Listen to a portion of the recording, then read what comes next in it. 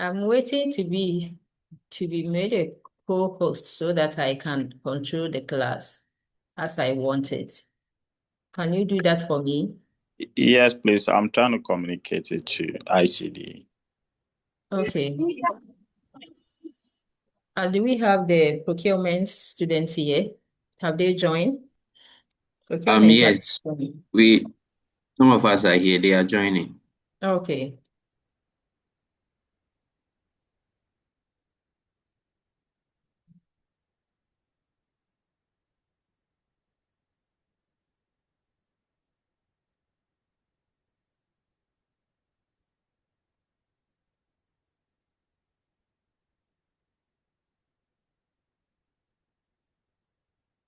All right. Good afternoon, class.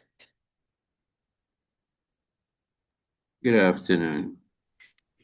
All Good right. afternoon, madam. Good All afternoon. right. Good afternoon.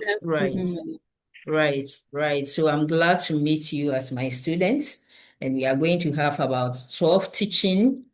Yes, so for 14 weeks, let me check, 14 weeks for in course of the semester. We will have some activities to perform, and then the actual teaching will also be done. So quickly, I will take you through the course outline or my outline, particularly for this course. And because you are distant students, we expect that all your lecture materials and everything will be posted on the learning management platform. Hence, each and every student should be able to access the LMS. If you are unable to access it, please, complain to your class rep, and the class rep will in turn make a complaint to the ICD office. So if you visit the platform, and particularly if you want to access African Studies course, this is what you will see. Let me take you back. So you will find all your courses like this. These are the courses that I'm teaching presently. And so this is a platform for me as a lecturer. But for you, you also find all the courses that you are taking this semester.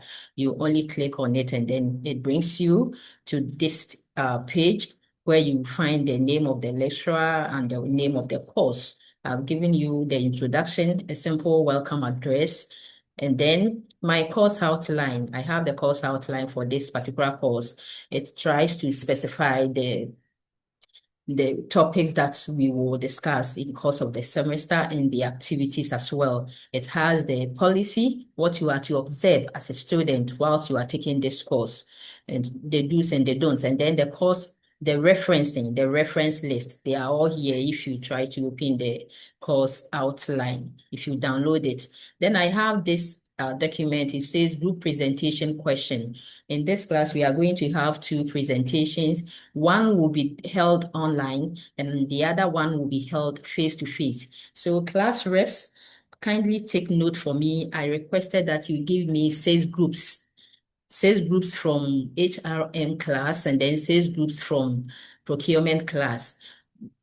Kindly make it known to the students. The first three groups, group 1, group 2, group 3, you are going to have your presentation done online. And so those who will not be able to make it face-to-face, of course, this is we use a blended approach for our program.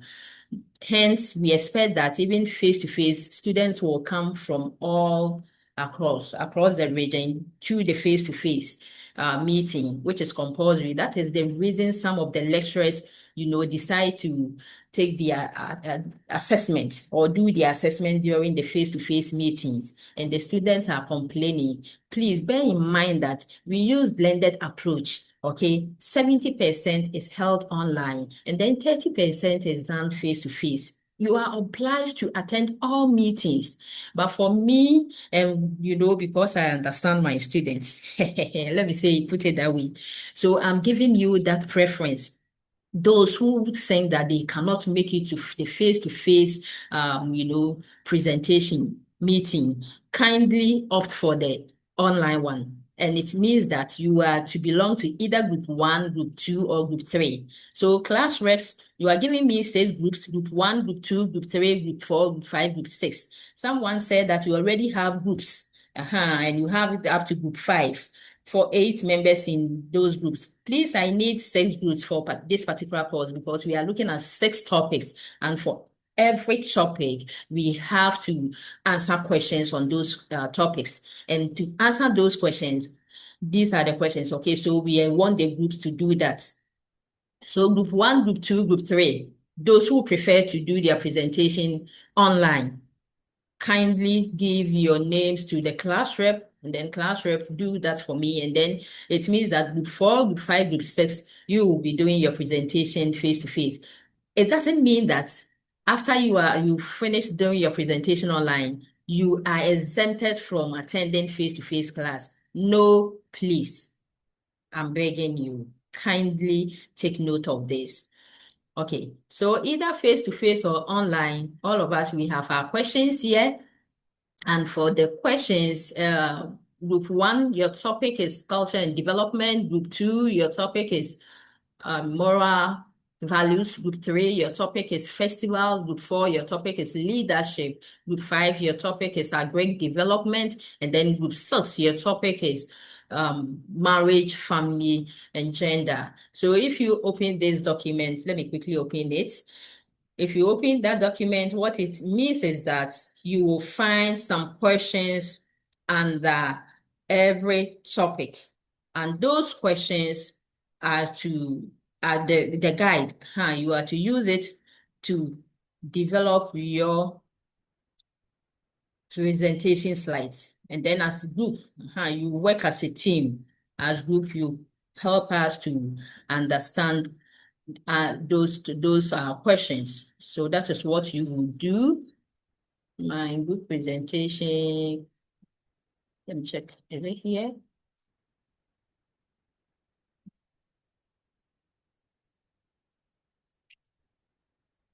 Please, I'm coming. Okay.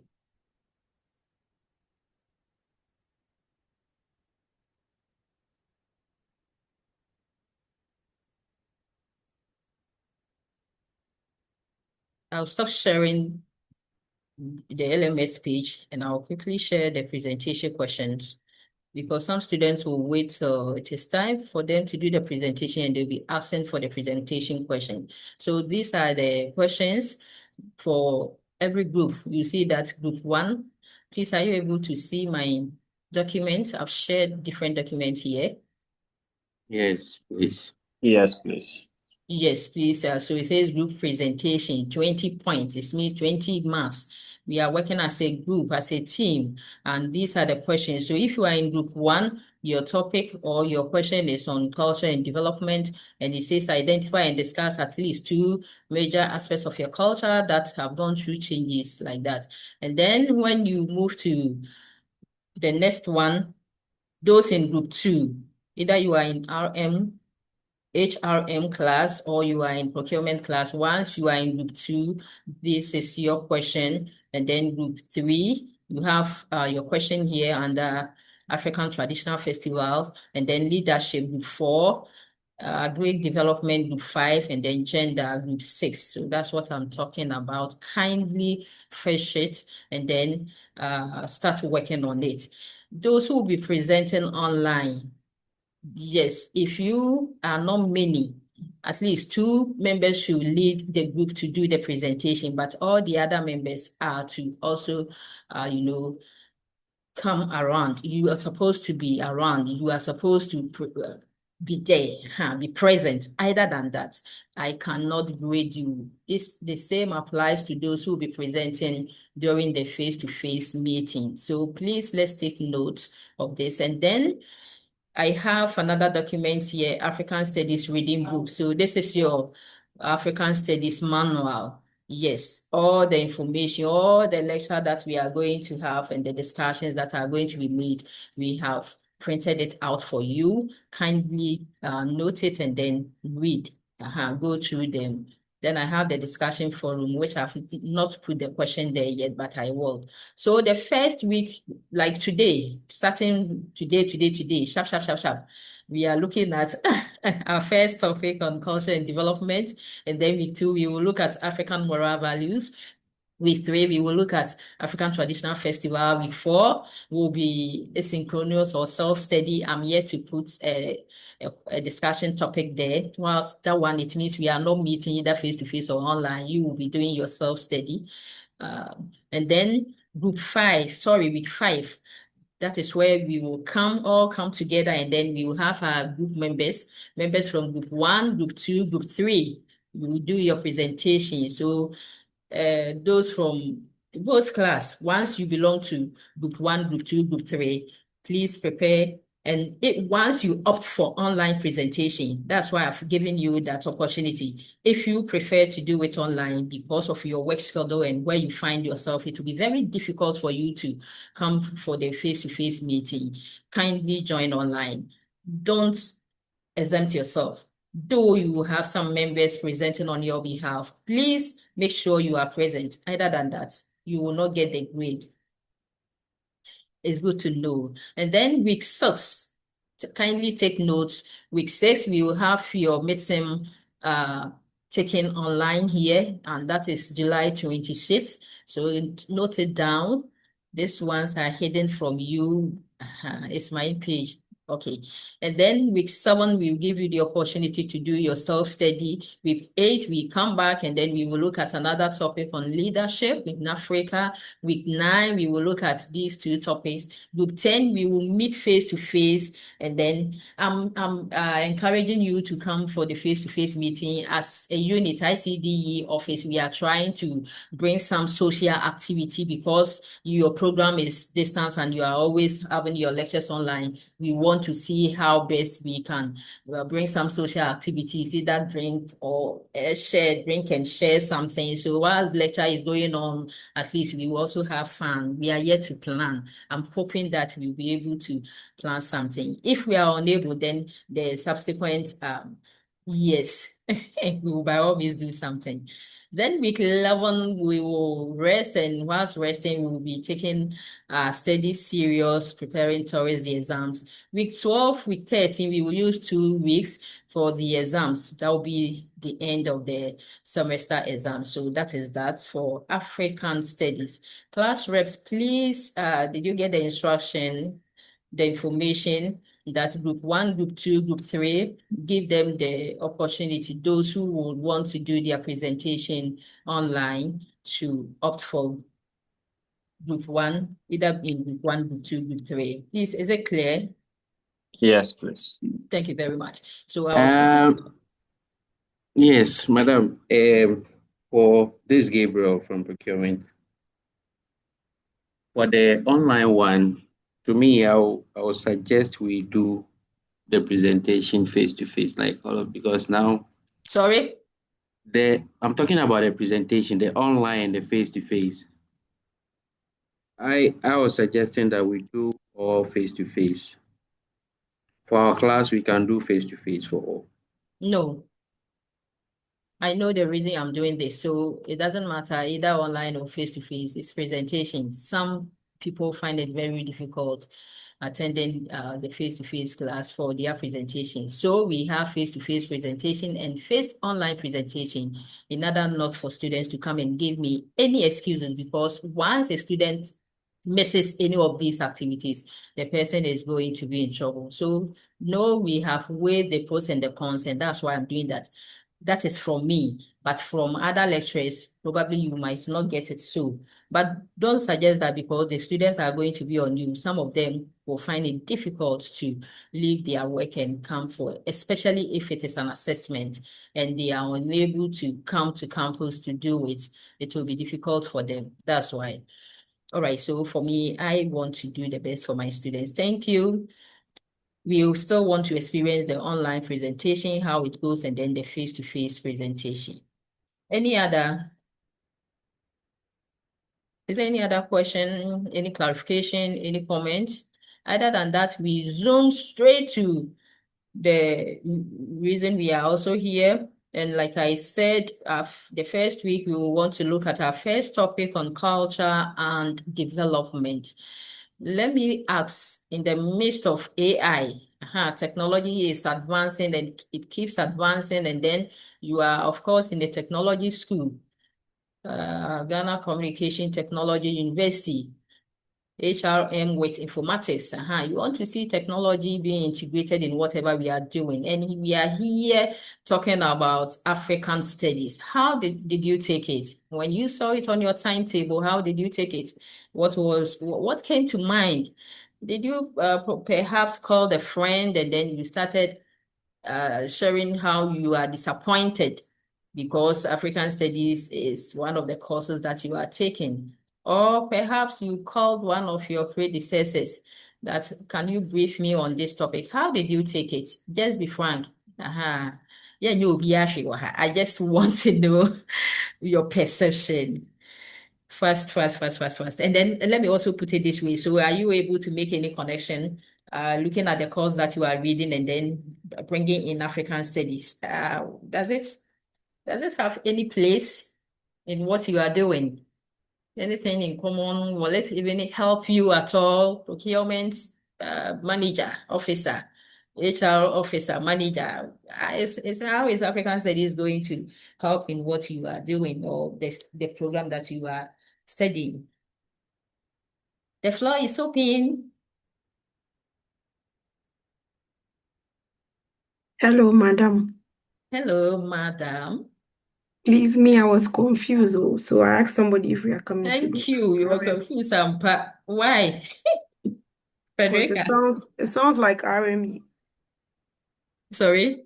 It sounds like religious and moral education back in school. Okay. Yeah. So which class are you from? Is it HR or procurement? Procurement, please. So you did you try to make an analysis? So African studies, does it have any space in what I'm doing? Is it going to help me in what I'm doing? Or once you saw it to be like how did you call it? RME, right? You were Yes. confused. I Okay. was just waiting for the first lectures to see how things will. Oh, okay. Okay, Frederick. I pray that after this lectures, you no longer be confused, okay? All right, thank you for sharing your views. Next one, Sulemana, because the first name and the last name, I don't know how so Hi, I'll madam. to be on the safer side. You kindly tell us your name. Madam, please, I'm called Suleiman Afeidra Fedaus. Fedra. Hey, yeah, Yes, same with madam. you, madam. Let's hear what you want to say. So for me, I was kind of like surprised when I saw it on our timetable. So I went and asked my sister about it. Then she was like, "This one, there, if your father no get head, you won't understand anything, no." So I was like, "How?" So I was kind of lost. How doing procurement is all about logistics, and now you're coming to learn African studies. It all sounds confusing, but all the same, we are here. We are hoping to understand your teachings and everything. Okay, all the same, we are here. Any other? Thank you. You're Is welcome, there ma'am. any other? Yes, madam. Please, Yes, my my name is name. Enoch. Madam, please, I heard you saying something about food. Are we going to Sorry? cook food? I heard you saying something. We are going to share food. Are we Hey, going Paper to Show, share I'm not going to share food. I did say Ah, I'm going to okay. share food. I You thought put it's it. about the course, the African. Are we going to cook African foods or? No.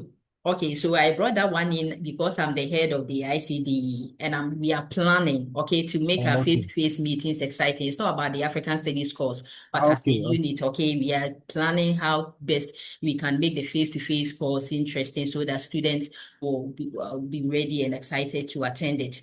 Which is like politicians will say, the planning, this is Thank in you, the madam. pipeline, so we haven't concluded yet, okay? So we are not sharing food. But I thought you were going to answer my question. Why are you diverting our attention? Aduane nti. You like food, pa. I can see that. Gabriel, Yes, last one. madam, this one, pardon me, I want to divert about the food, No. It If that it is the no, case, it's then just that one, it's we'll talk about it later, okay? We are not going to share food anywhere. oh no, Nobody is it's going not to about share sharing food. the food, bruh. Nobody is going to share food. No, it's not Okay. about that. I am Uh, just saying that if you can open the cafeteria on like face-to-face weekend for that us. one, please, we will have a forum, okay, and then you will make it known. But that is, we have already thought about it and we want to, Okay. but please, we have not agreed on anything yet, okay? Please, please, please. All right, so quickly, let me address people's confusion. Those who are confused when you saw African studies on the timetable. Ladies and gentlemen, as higher education institution, we have the mandate to train people's hand. I said handle to train their mind. I said mind, and then to train their hearts. Either that we will fail the society. And so whatever course that you are reading, for us, we have that mandate. And so that is why some courses have been put together. Whilst some are looking strictly at training, giving you the knowledge and the skills. Okay, so let me put it this way. The hand is where we give you the skills.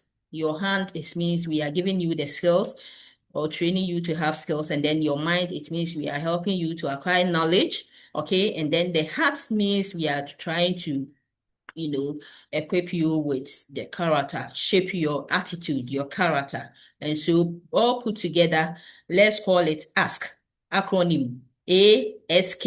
And so where A stands for what? Attitude, and the attitude corresponds to what? Your heart. And then S stands for what? Skills. And the skills corresponds to your hand. And then the last one, K. So ask, A-S-K. The K here is what?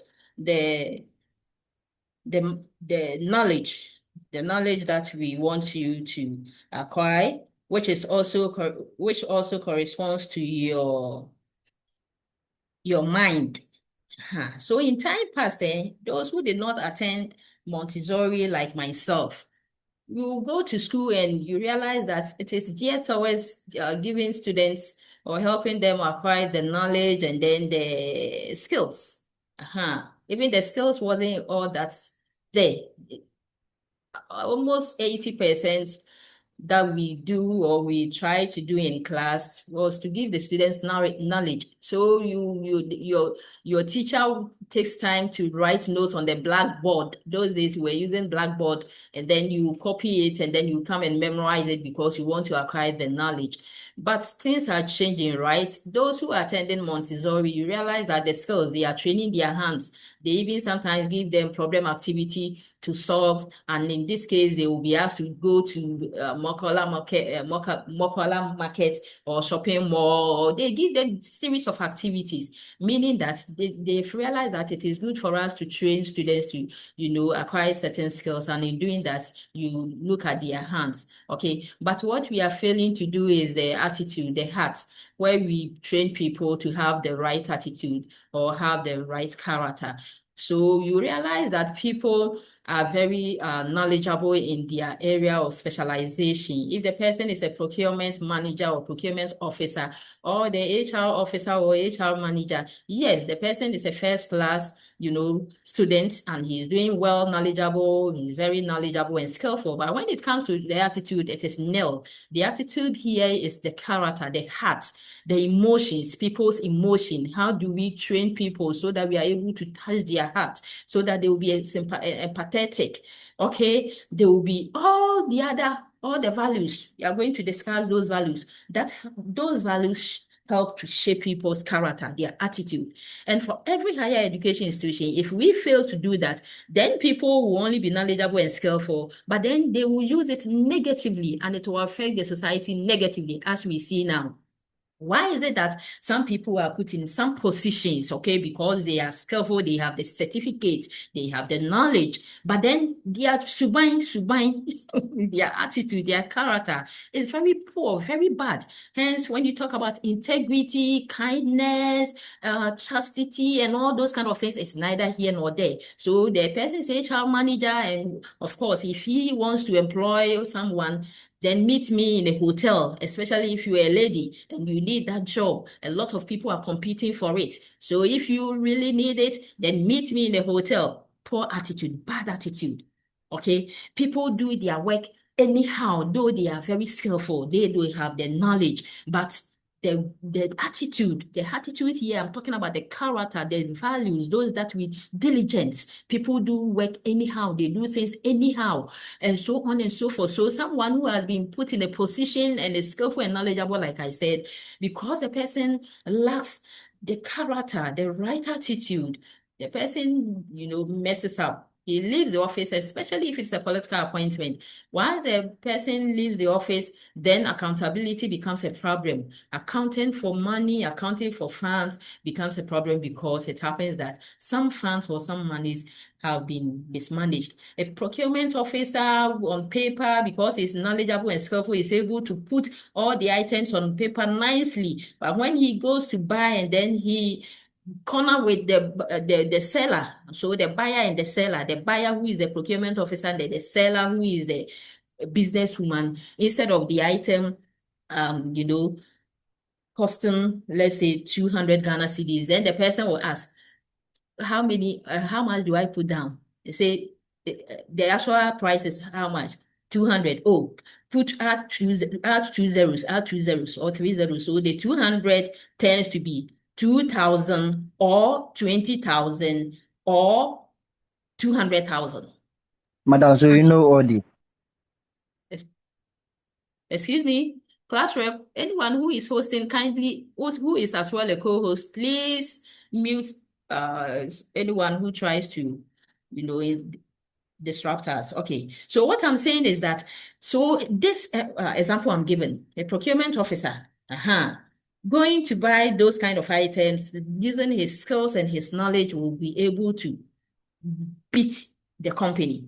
And if care is not taken, then gradually that company will collapse. And no wonder we have a lot of people, queuing for employment.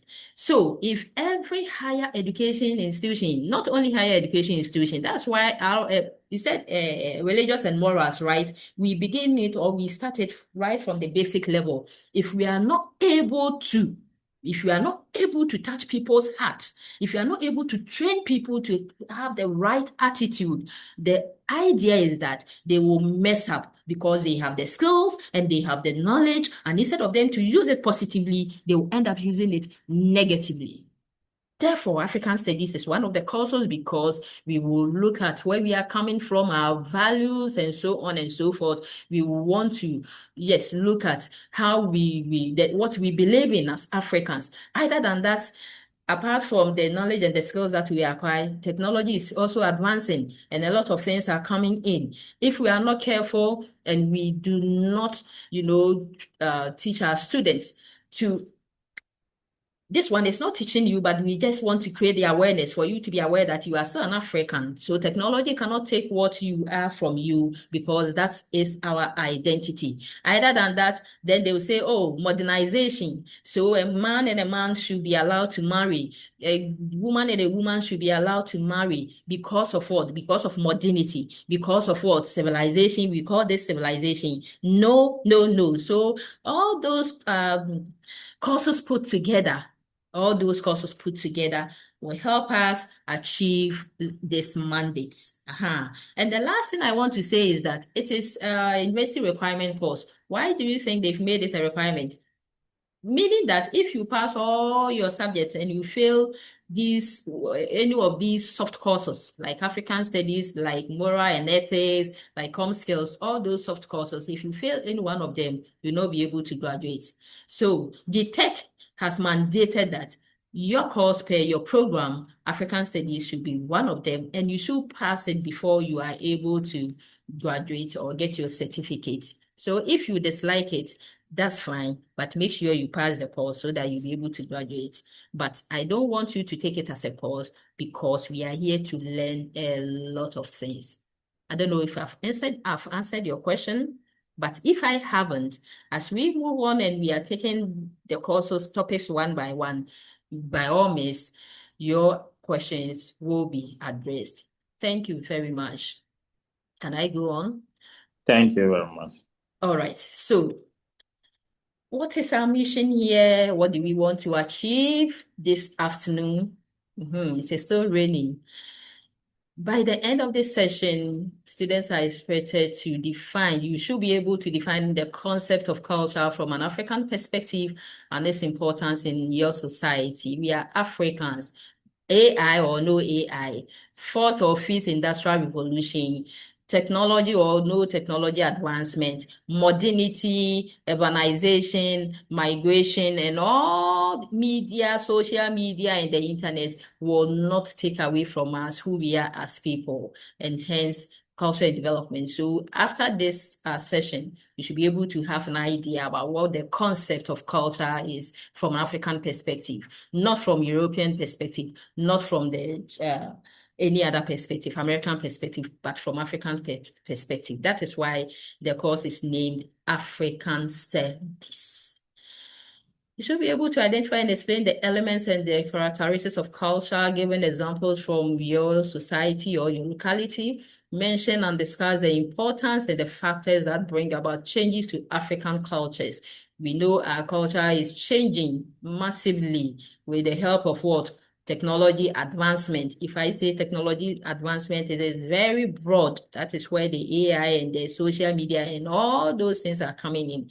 They are changing African culture. And what is African culture? The way we live our lives, what identifies us as people, these are changing. And if care is not taken, for instance, if it is not brought to the doorsteps of our students, okay, certain things are supposed to be taught and learned in our family, from our family background. But these factors, economic activities and a lot of factors are taking away those things from the family angle, and hence the need for us to also discuss it in our institutions, like educational institutions. The last one we want to achieve is to explain the concept of development in relation to culture. So here my topic is culture and development. What it means here is that we want to understand what our culture is and how best we can develop it. Because if our culture develops, then it will have a positive impact on the people, on the lives of the people, because the culture makes the people who they are. So once the way they live their lives, develops, then of course it will also help them. Hence, we want to look at it from that angle. Okay, African Traditional Society.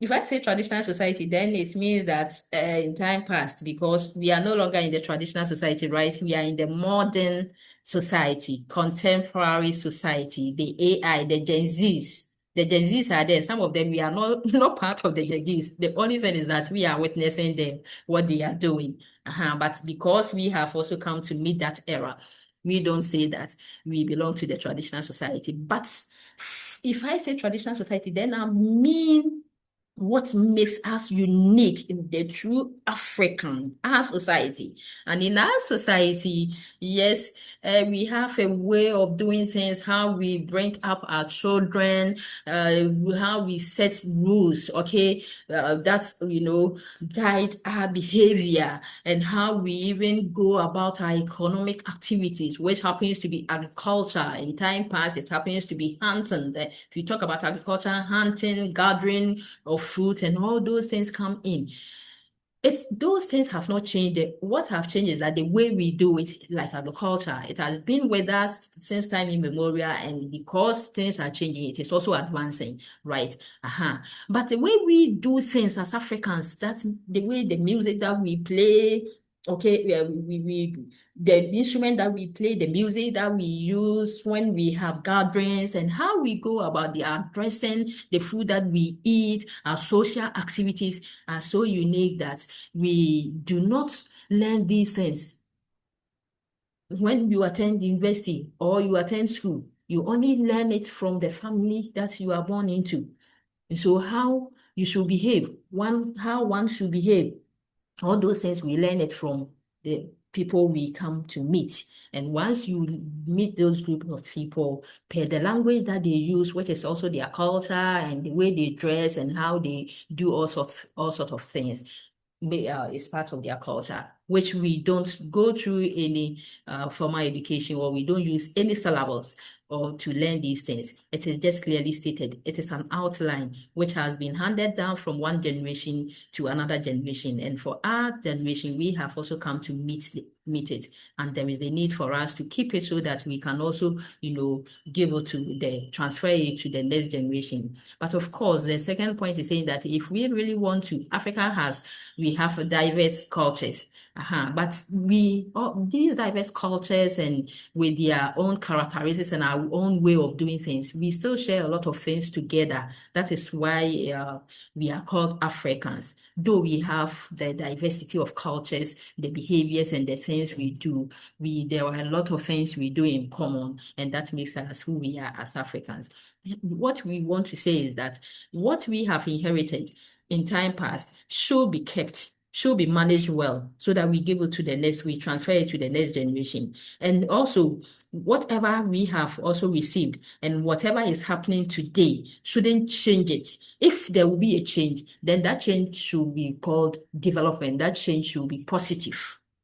That's what we mean. So it is impossible for us to understand the present cultural practices and social conditions without reference to the society and its cultural practices of yesterday. Why do we do things the way we do it as people? It's because of the way they used to do it, which we have inherited it. And if we want to continue, we still want to understand the past. Now, in defining culture, World Conference on Cultural Policies, yes, the date is outdated, but it is still the message or the information here still holds. It still have a place in our midst, and so we still want to keep it. In research, we always recommend that people will use current dates, current information. But when it comes to culture, like I told you, we are coming from somewhere. And that somewhere is old, time past, so we can't, do away with those kind of things. Hence, we still using this date or this definition. A World Conference on Cultural Policies defines the concept of culture as that whole complex of distinctive spiritual, material, intellectual, and emotional features that characterize a society or social groups. It includes not only people's arts and letters, but also modes of life, the fundamental rights of the human being, their value systems, their traditions, and their beliefs. I'll explain it. So let me quickly add E.B. Tyler, who also defines culture as the complex whole, which includes the knowledge that people have, their beliefs, their artwork, their morals, their language, their custom, and any capabilities and habits acquired by those people as members of that society. So this whole definition, what it means is that if I ask you what is culture, and then probably people will say, oh, the way a group of people live their lives, that is part of it, a bit of it. Or someone will say, oh, the way people dress. Okay, so once I see someone in Kaba and Slate or in Kente, then it's giving me an idea where that person is coming from. So it is part of his culture. E.B. Tyler and the World Conference definition on culture, those definitions go beyond that. What it means is that it is not only the way people live their lives, like the language that they speak. So if I hear you speaking Ga language, then I will say that you are an African. Probably you are not an African, but you have what? Come to learn how to speak the Ga language. That is why the definition goes beyond that. So if you are defining culture, it includes the moral, people's distinctive spiritual, belief. How do they worship? Even if they are not traditional worshippers and they have found new religion, you will still see how they used to worship as traditional Africans in what they do in their current religion, or how they play that kind of, or exhibit that kind of religion. So it's about people's material culture, it is about their intellectual, it is about their emotions, how they react to situation, how they analyze and make judgment. It is about their beliefs, what do they believe in? It is about their artwork, it is about their laws, the rules they set for themselves. It's about their morals, okay, their values. It is about the language that they speak, their custom, occasionally how they will come together, or they will gather when someone is dead, when they will gather and celebrate when a newborn is added to the group, or when two will want to marry. So these customs and the language they speak and the way they dress and the food that they eat and their skills, their capabilities, okay, so they are able to use ordinary clay and then they mold it, shape it into something beautiful, and they use that to earn a living. And so when you walk to that group of people, you know that they are skillful in doing this. They have their own artwork, their drawings. When you put all those pieces together, then you are able to define or identify one's culture. Not only a bit of it, like the person is speaking a particular language, hence he's an African, hence he's a Ghana, hence he's an Ashanti, and Ewe, or so on and so forth. Okay. Now, culture is a social heritage transmitted from. So all these put together, the language they have learned, the food they have learned to eat, and it is part of them, and the way they dress and the way they gather, their social gatherings. When put all together, we are saying that it is something that has been transmitted from one generation to another, and we ought to also transfer it to the next generation, because these key important things that I have mentioned, their skills, their beliefs, their knowledge, their products, their way of life, their language, whatever they do, those things identify them. And hence, it helps to know where they are coming from, because they have kept it. If the current generation is also unable to manage and keep it and give it to the next generation, then that next generation, a time comes where they neither know where they are coming from. And interesting, some group of people will come from somewhere outside the continent and claim that the land, belongs to them and the people, because the people don't know themselves. They are unable to identify who they are. The concept of culture, understanding the concept of culture is very important, given the violence behind it. When you talk about culture, the violence here meaning that when people hear about culture or people hear about African tradition or African custom, because of where they stand, they don't even want to have anything to do with it, because there's been some perception. Okay, once people hear about, oh, it's a traditional practice, oh, it is a African practice, it is our custom, people try to associate it with African beliefs. They believe in what? Because African they believe in the practice and the activities of multiple gods. The Sasabonsam, yes, is part of our belief. They believe in God, the creator. They believe in the dead. Someone dies, and because the person led an upright life, Africans believe in the spirit of that person, the ancestors. And so because of African belief, African religion, which is a bit of African culture, like the definition said, it says it includes people's beliefs. So their religion is part of their culture. But you see, people get confused when they hear about African culture, African tradition, African custom, because they think that it is all about their belief. They believe in Sasabonsam, Beisem. It is part of the culture. So don't let us neglect other beautiful aspects of our culture because of our belief. For belief, you can't force someone if the person, doesn't want to associate himself or herself with that belief. But it's totally different. That's what we mean here, that we need to understand the concept. The concept of culture is not only about African belief, but it goes beyond that. There is also another challenge, the modernity and the tradition, because people in our days, especially the Gen Zs, they believe they are in the modern world, technological world. And so if anything has to do with African tradition, African culture, then it is misplaced. African tradition and African culture is misplaced. No, let's put that one aside and look at modernity. And what then is modernity? It involves what? The technology and how it is advancing and the way we do things, which makes our lives very easy, and that's fine. But who are you in the first place?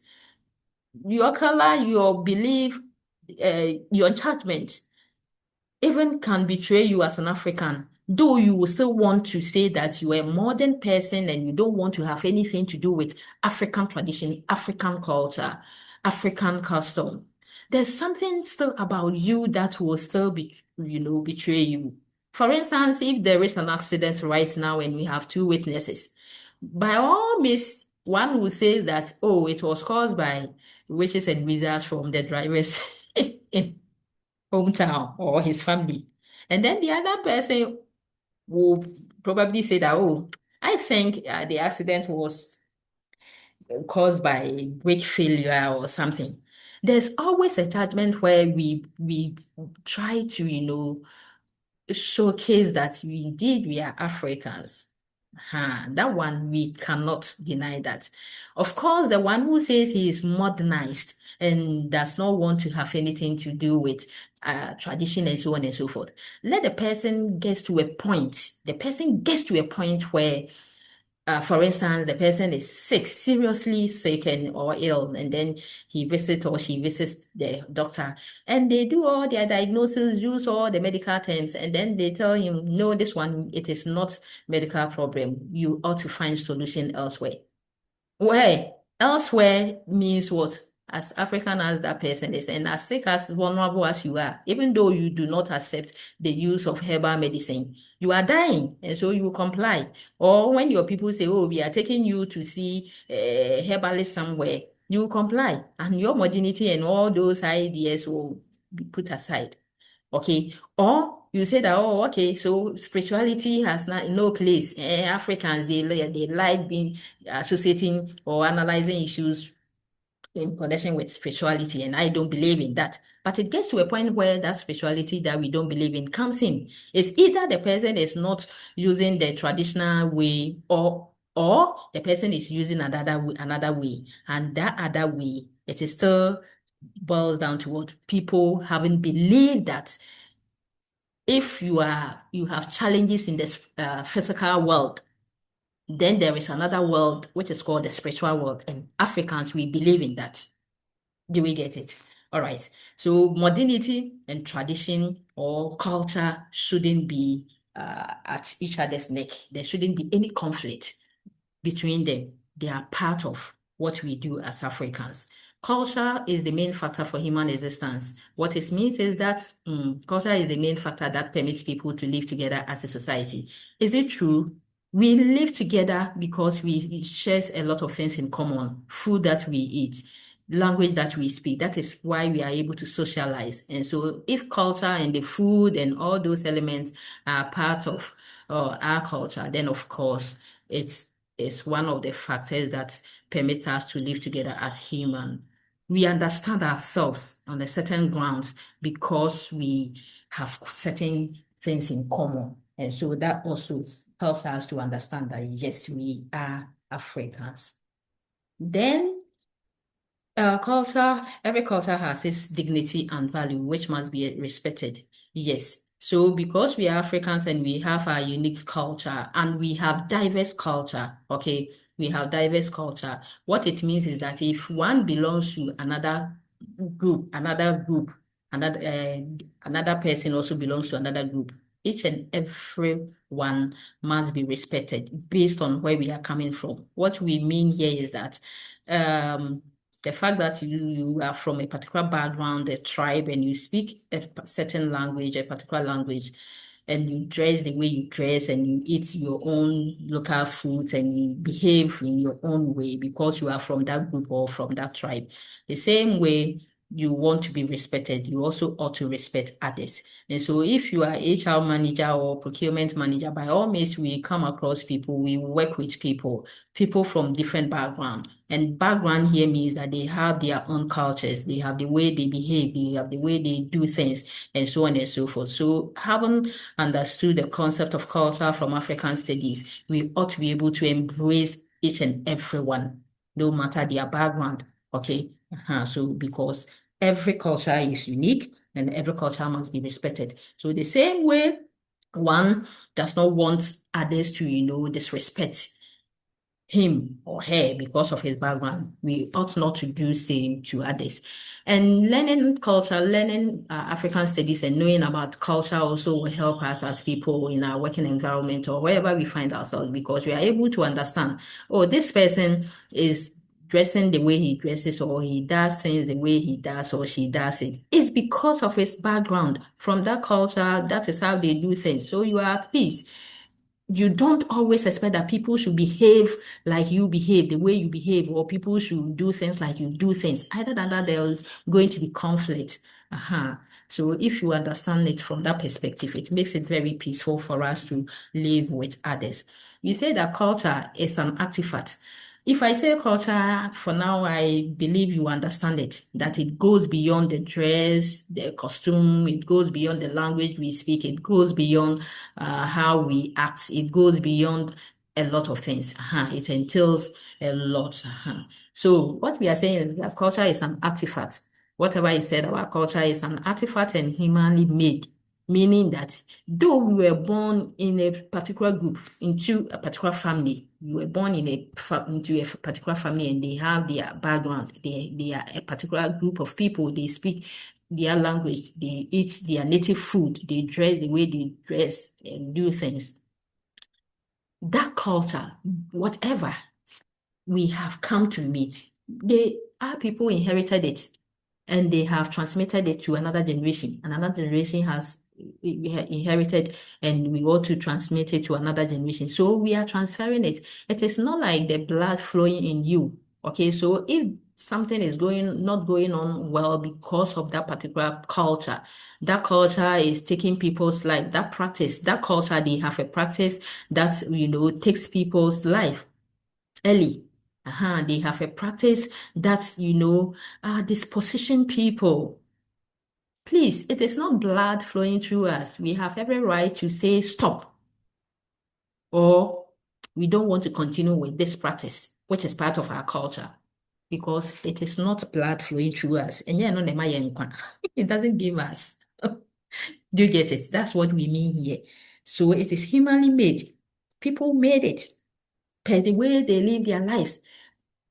Okay, so they transmit it to the next generation will transmit it. If something does not augur well for that practice to continue with regards to that culture, the people's culture, because it is humanly made, we can put an end to it.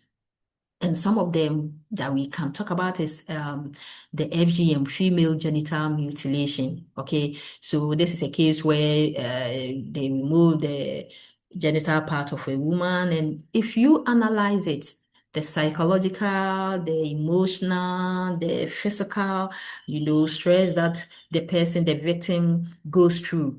Bleeding, the person can even bleed to death, or if the right instrument is not used, the person can have infection and it can lead to that person's death, emotional trauma that the person can go through, the social disassociation because she doesn't want people to know that she's seriously sick. Instead of her to visit a gynecologist, she doesn't want to, because she doesn't want to expose that the doctor or the nurse to see that, oh, this beautiful lady who has a name doesn't have a clitoris, that kind of. So the social trauma, the psychological trauma, the emotional, the physical torture, and all those things in the name of a cultural practice. That one boldly we can say it should be discontinued because of the life of the people. That's what we mean. And even some of the cultural practices, some of them are very mean, those ones. So it is not a free aspect of our culture that we want to say stop, put a stop to it because of modernity, because of AI, because of technology. No, but few of them that we think are so mean to the people, or it is the lives of the people, we can discontinue with those ones. Let's look at material and non-material culture. Material culture consists of tangible parts of our culture, like costumes, like architecture, like farm implement, like handicrafts, etc. So, per the definition which E.B. Tyler and World Conference has given, and I said culture is a complex whole which includes people's belief, their skills, the language they speak, the dress that they wear, or their costume. Okay, so if you want to bring all the key words that are put together to define culture. Okay, so these keywords now we are dividing them into two. Okay, we can call some of them material culture because they are tangible, like the costume. The people wear batakari, the people wear kente, the people wear kaba and slate, the people dress this way. That costume is part of their culture. It identifies them. It helps us to identify that people as being unique. So it is part of their culture. But that aspect of culture is tangible, right? So we can touch it. Or you move to the place and you see the way they have put up their buildings and their architectural drawings and stuff. I'm not talking about the modernity where we have changed our architecture, but there is a place you move to and you see that, oh, the way they have put up their structures, they are this group of people. They are Northerners, they are Southerners, they are this. That aspect of their culture is tangible. And then the instrument they use in their farm implement that they use, cutlasses, hoes, and not big time machinery, that even tells us their instrument they use to play their music, xylophone, drums, and all those kind of instrument. Once you see it, you are able to know that, oh, they are Africans because they are using this instrument. And because those aspects of their culture are tangible, we classify them as material cultures. Those ones that are intangible or they are abstract, we call them non-material cultures. For instance, they have their norms, they have their folk ways, they have their mores, their customs, their beliefs. Those are abstracts. They have their language. Okay, those are abstract. They are intangible. So we classify them as non-material cultures.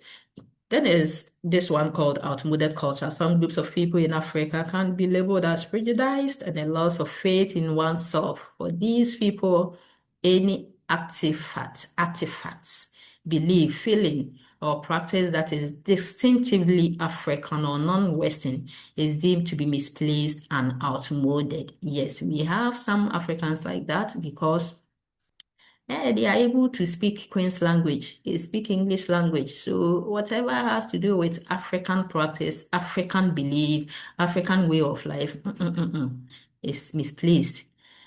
And there are some people because they traveled small, they've lived in abroad, and so they don't like where they come from. They don't like anything that is associated with African practice and African belief. Some people, they even live here. They have not gone anywhere. But because of their newfound religion, okay, their newfound religion. So because African religion is in conflict, it's totally different from their newfound religion. Now they try to, disregard everything about African practice. And I said African religion is totally different. It's part of African culture. So some people, to the extent that eating, if it is not shawarma and pizza and those kind of foods, no. Like my favorite is it.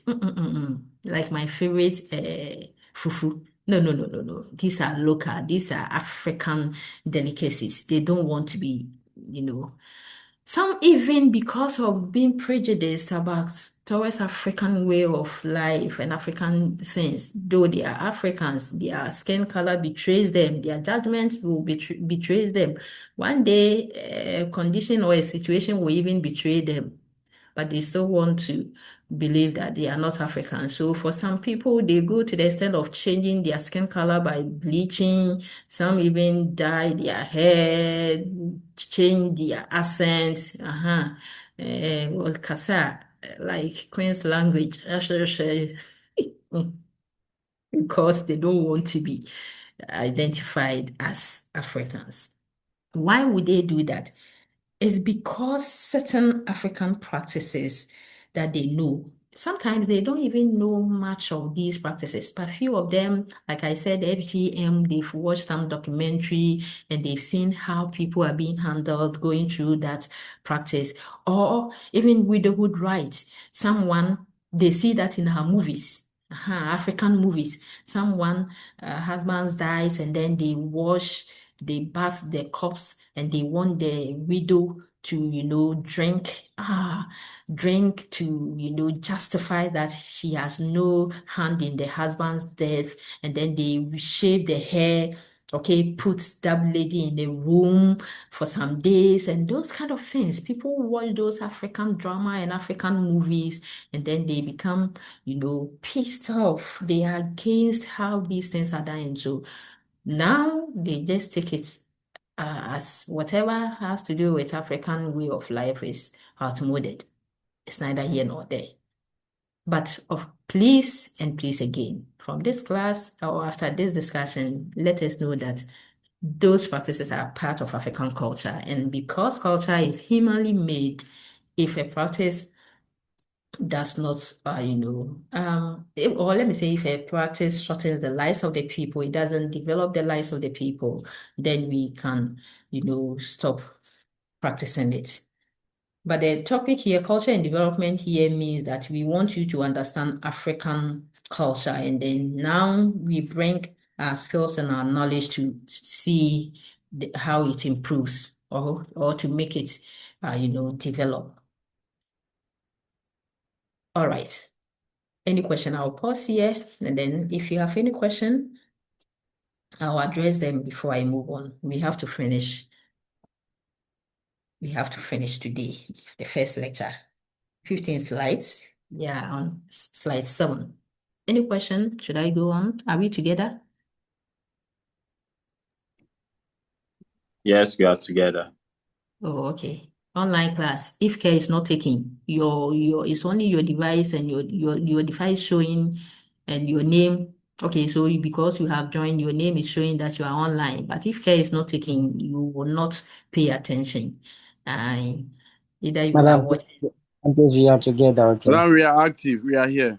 Thank you, Pa, that you are here. Okay. Let's be together. We will finish soon.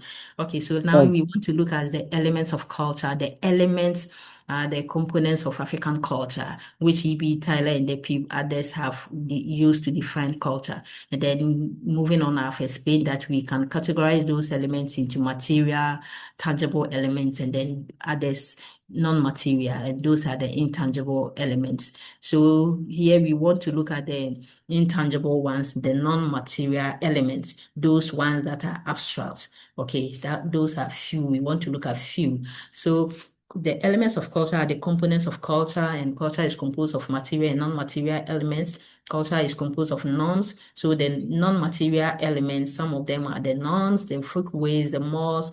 We have our laws, sanctions, we have our values.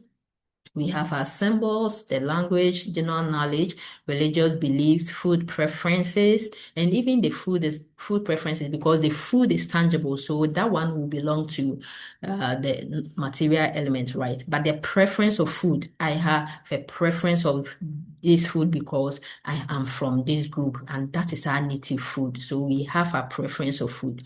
The music, their work habits, their taboos, etc.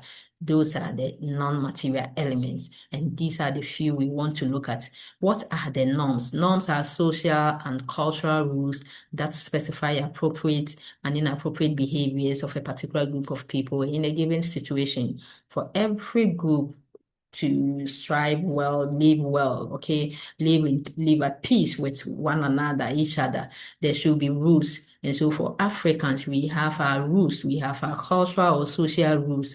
And those cultural and social rules, like when I was introducing, I told you that we don't teach people by letting them go through formal education.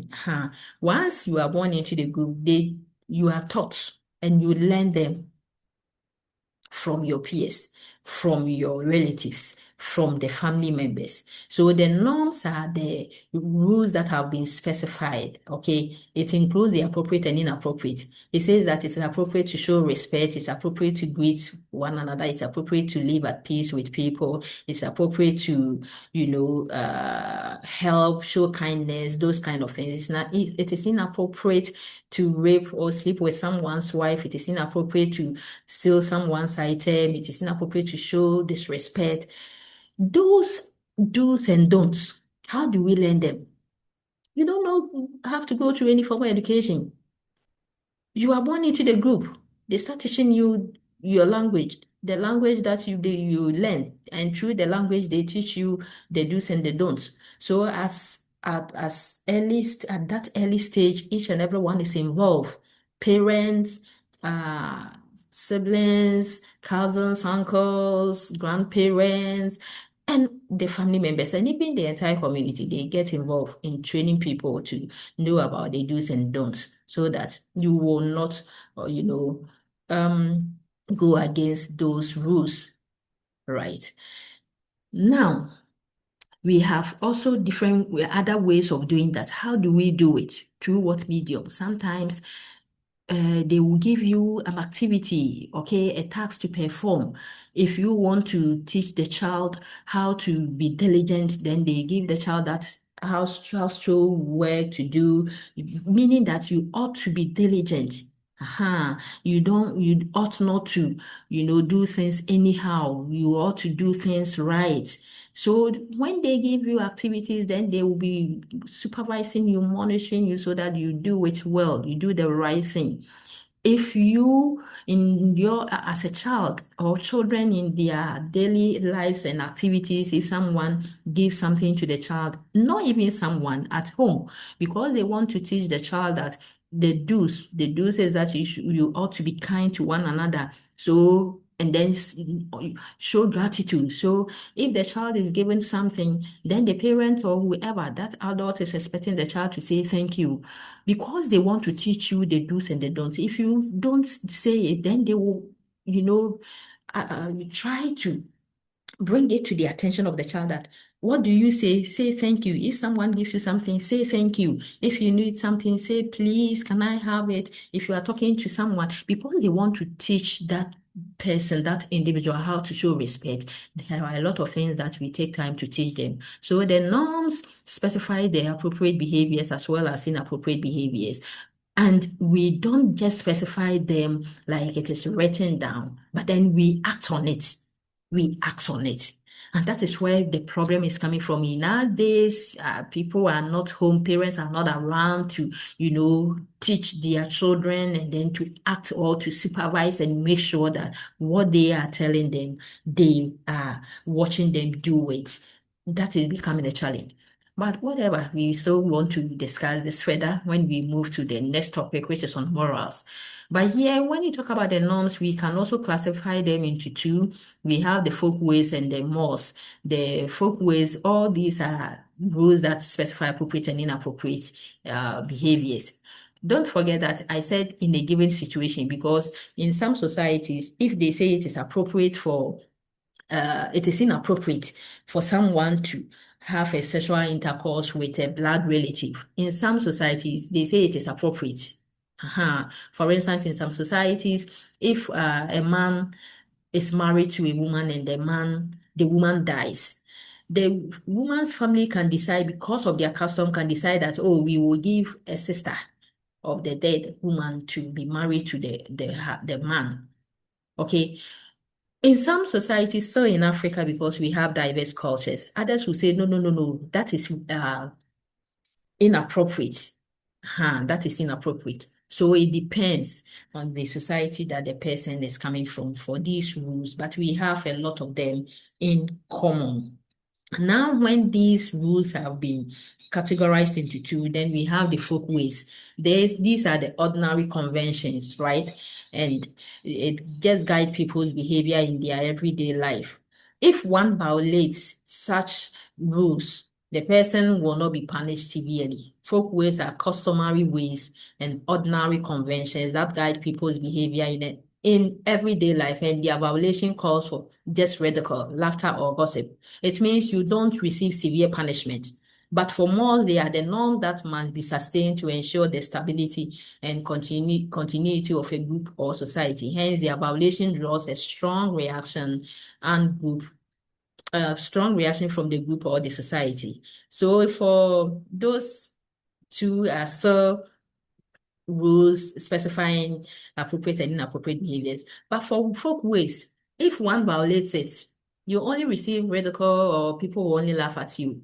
Okay, so it is appropriate for people to practice personal hygiene to the extent that your home ought to be neat, people ought to take their bath twice a day, brush their teeth, and then when you find yourself among your peers or group of people, you greet, you show respect, you help, you show kindness, all those kind of things.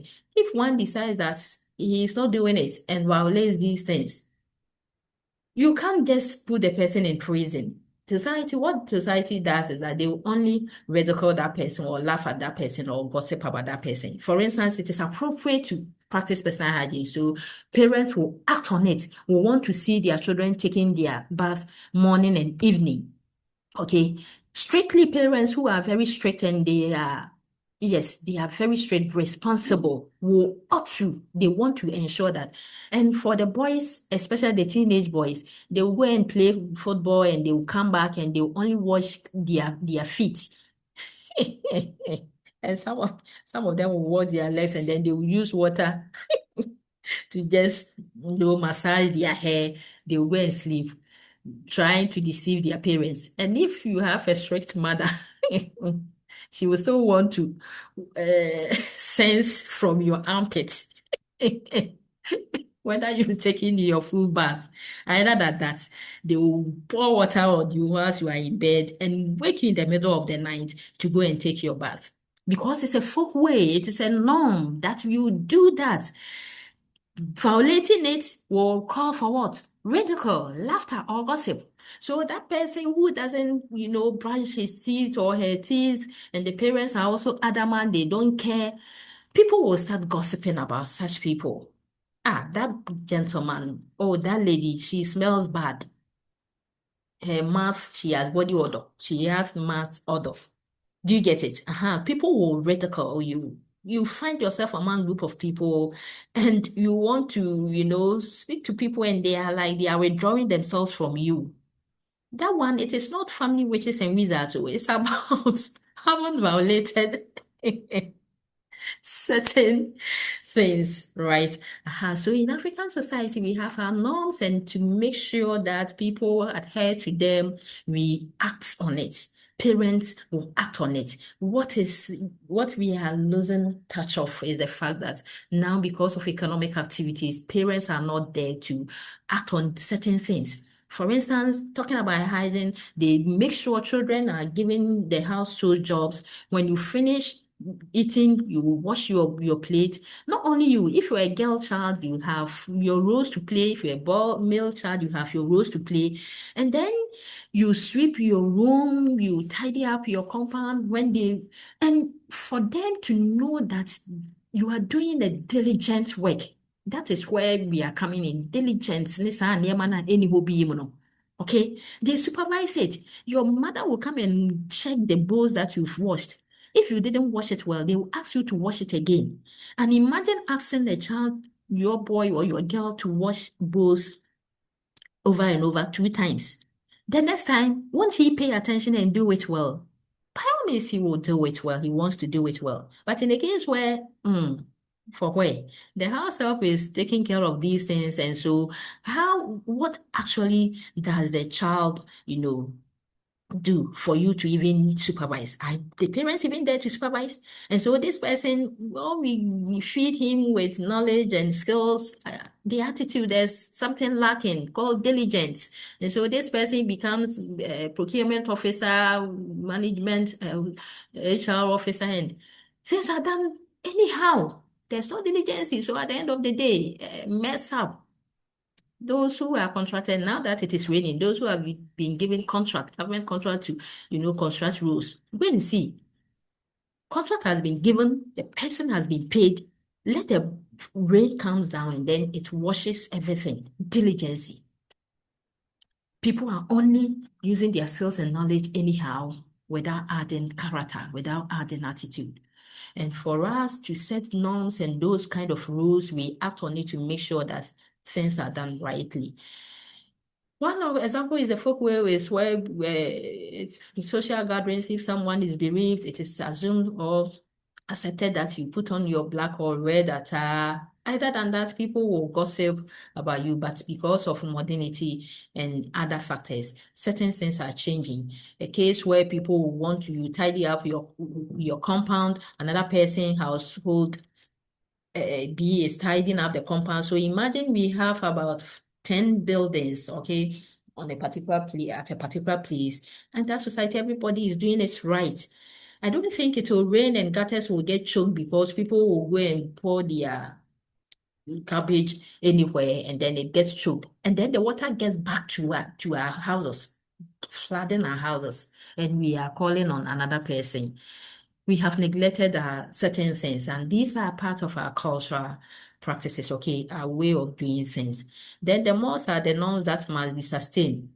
For these most, the do's and the don'ts, say don't sleep with someone's wife, don't, rape, don't steal. If you go against these rules, that one, you don't receive lighter punishment, but then you receive severe punishment. You can be withdrawn from the society or you can be put into prison. But who knows? Now, character, attitude, bad attitude. People still sleep with other people's husbands and other people's wives and so on for them. As for, no, they mean, I don't want to go there. I'll leave it when we get to the second topic on morals. All right, so we have laws. All these are elements of African culture, laws. So because we have our norms, when the norms are written down, then they become or written down and formalized. Okay, then they tend to become laws. That's why it is becoming difficult for the parliament to accept gay marriage. Per our norms, it is unacceptable for. So if you're talking about the norms, it is unacceptable for a man and a man to marry woman marriage, that kind of things. And we formalized our norms, okay, for us to get the law. So it becomes difficult to accept it. We have our sanctions, Africans, we have our way of punishing and rewarding people, right? So for us, a simple way of rewarding people is just by word of gratitude. And we act on it. We teach and people also learn it. So if someone does something great, the only thing we say is God bless you. God will reward you. Or a pat on the shoulder, well done, my son. Simple means, but because we have changed these things, I can say that it is one of the reasons that bribery and corruption is also rising because we don't teach people to accept, simple rewards, African way of rewarding people. At its highest peak, the reward we give to people is title. When we wanted to appreciate our late UN Secretary General Kofi Annan, they gave him title Busumu Kofi Annan. In African society, that is how it is done. Give you a title or a stool. They create a stool for you, developmental chief.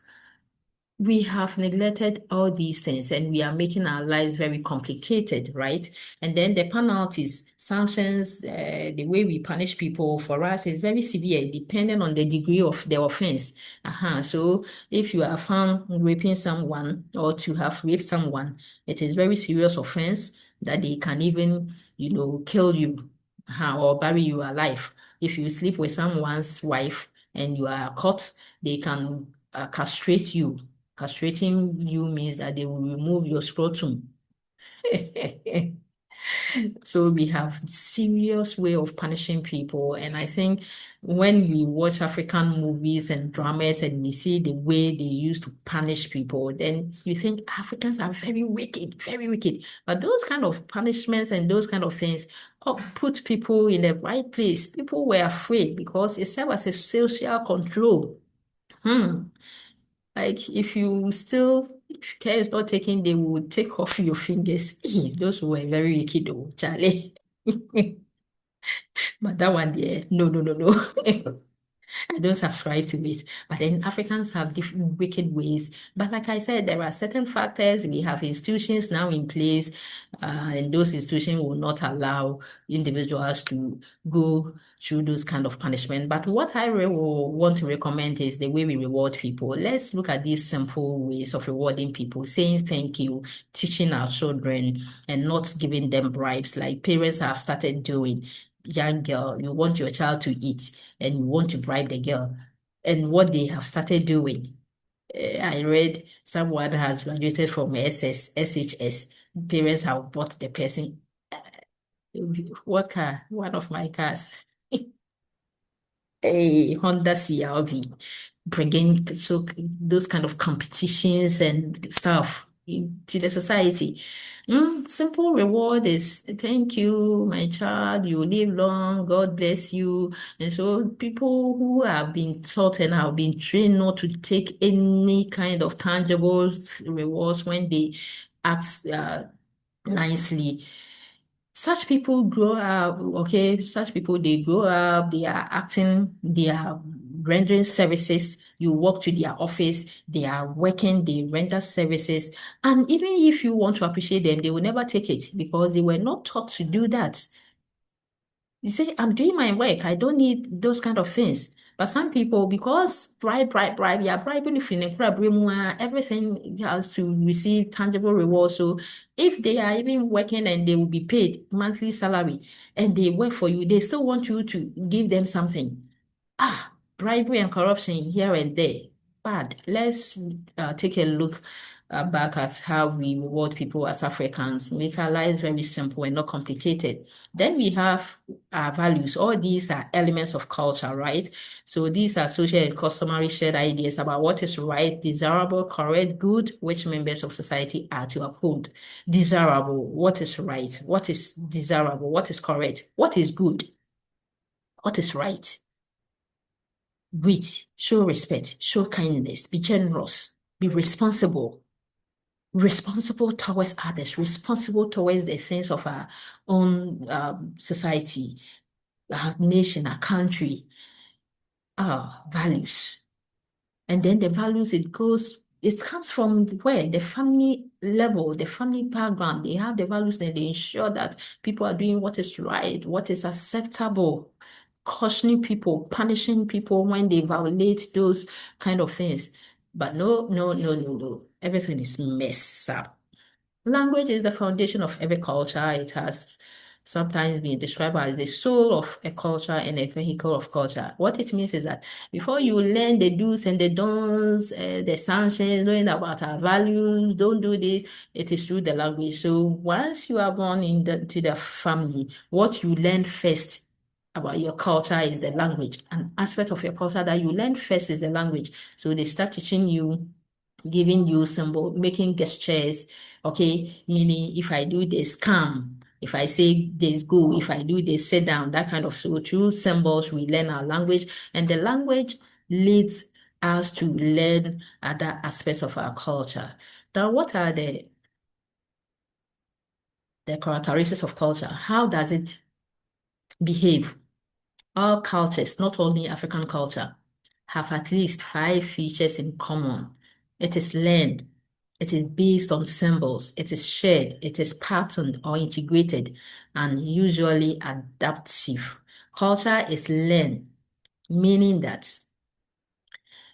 what we say or believe is learned and it's not based on instinct. We learn culture. That is why if care is not taken and you use only one aspect of a culture or one element of a culture to identify someone, because that is because a person is speaking a particular language, so that is his culture. He comes from that place. You'll be making mistake because it has a habit of being learned. People can learn our culture as well as we also learn other people's culture, and so you know the consequences. because technology is helping us to learn other people's culture, because the world has become, technology has made the world a global village, right? So village where we know the members in that vicinity. Now that is how the world has become. Whatever is going on elsewhere outside our continent, we know them. So we learn those kind of things. And we are learning those cultures and then we are bringing them here. And if we don't manage and keep our unique one, then that kind of diffusion, cultural diffusion, those kind of diffusion will take away what we already, the original one that we have. Because whatever you are learning and you are bringing it here is also someone's culture. What if that person is protecting what he has and you are rather bringing it to infiltrate what you have? And it gets to a point that yours is no longer there. We can't find yours. And that person, what you borrowed is what is here. Then that person will have the upper hand by taking whatever belongs to you because you act and you do things like that person does. And owing you and whatever you have will be very easy. Culture is based on symbols. Culture is symbolic. How people see the world is shaped by symbols and there's meaning behind them. So, like I said, the basic aspects of every culture is the language, and the language starts from where we use symbols. So even if you want to speak their language to that baby, that child, you still want to use symbols so that gestures for the person to understand. So most of other certain aspects of our culture is so based on symbols, and that is unique thing that every culture shares based on symbols. It is also shared. It has a habit of being shared because you are able to learn. How do you learn? Unless it has been shared, right? So as well as we share, we learn culture. It means culture has a habit of being learned, being shared. We share culture with other members of our group. So originally you are from this tribe or from this group and you have your way of doing things, but because you have shared your culture with other people, they are able to act the same way, or the people who are from that place act the same way. Others have also migrated and they are also, learning, they've learned other people's culture because that culture has a habit of being shared. Every culture, it makes it very vulnerable. Then the money hard, it's ready to be shared, it's ready to be learned, it's so lenient.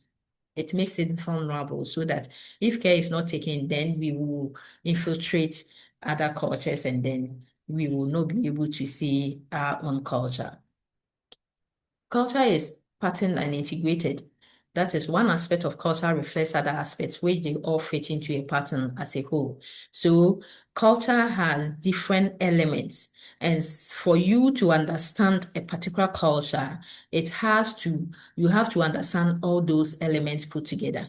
So if there is a practice, okay, someone is dead, and then you see people in their black or red attire or whatever attire, and then they are playing particular music, singing a particular song, they have particular instrument they are using, playing their own music, dancing in a particular way. You will see cultural elements there. And those elements have been patterned or integrated for us to see that celebration. Okay. So you see the way they have dressed. The costume depicts cultural elements, right? The language that the people are speaking, the food that they are sharing, the drinks they share, the instrument they are using, the dance that they depict or they show there, the music and the rest. Okay, so you see different aspects of culture fitting into a pattern, into a whole, and giving us an idea of what is happening. Culture is dynamic and adaptive. This is where our topic dwells. Cultural dynamism. Okay, culture is dynamic and adaptive. The dynamic culture emphasizes a change in culture. It goes through revision with each generation. So the Gen Z generation, the AI generation will by all means see cultural change. But we ought to manage it. manage, keep what we have inherited. Other than that, that generation, certain factors, which I'm going to, mention right now, will just reap whatever we have away from us. And we will not be able to give back to our generation, and the next generation will not have anything holding on to. The serious aspect is our values. If we are not able to manage and keep our values, what is acceptable, what is desirable, what is the right thing to do? The right thing to do, the correct thing, the desirable thing is for a man to marry a woman. If this value is not kept, the respect and all those, right things to do that we have inherited, if we are not able to teach our children, and then we allow anything to infiltrate to whatever we have here today, tomorrow, as if we are enjoying what is going on now, because technology is helping us do things easy and so on and so forth. So we are also enjoying it. But in fact, the elderly ones are crying bitterly. They are saying that they don't know what the future beholds for our generation. So even the Gen Zs who are also enjoying, if the elderly ones, the older people are not able to transfer the values, cultural values, and all those things to them, teach them, the Gen Zs who are enjoying now will tomorrow cry bitterly. Because tomorrow, those people will see their children, your own children. You have a girl and a boy, and then two will come and tell you that they want to marry. It has even started. Not telling you, but they do it. Some parents have testified their own children, siblings are sleeping with their own siblings. Terrible. Incest, mixed blood. So terrible things that we don't want to hear and we don't want to watch or see. We will hear and we will see them, and we wouldn't be able to do anything about it. Those who are teaching us the internet and the social media, now those advanced countries, have you read that UK now they are banning people from up to age 16 from using social media? Are they not the people who introduced them to us? Why are we embracing it and we are destroying whatever we have? Ladies and gentlemen, it is not all about technology today. What we see today, it will advance. Tomorrow it will bring different things. And what we are enjoying today will be old tradition, old fashioned, just like we started using mobile phones, Nokia 1630. And those kind. People at that time thought they were on top of the world. What happened? It has changed. Android and all those, they are fading, all these are fading out. So our values and what we have, culture has a habit. Culture is so vulnerable that it is ready to accept anything and change it. And not only the adaptive here means that once it accepts the change, it stays with the change. Aha. It stays with the change until another factor, brings in another change. And then no, I embrace it. Why I say like a prostitute, you accept anything and stick to it, and then new thing come and it accepted new thing. That is why what we have, we cannot allow these factors to just change them for us.